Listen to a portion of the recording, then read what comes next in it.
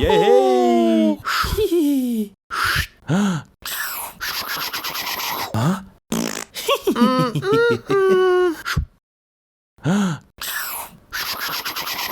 예헤이.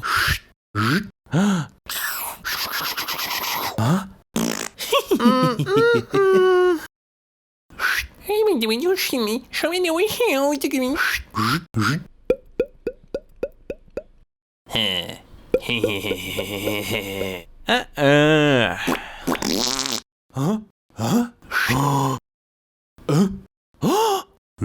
Assalamu alaikum.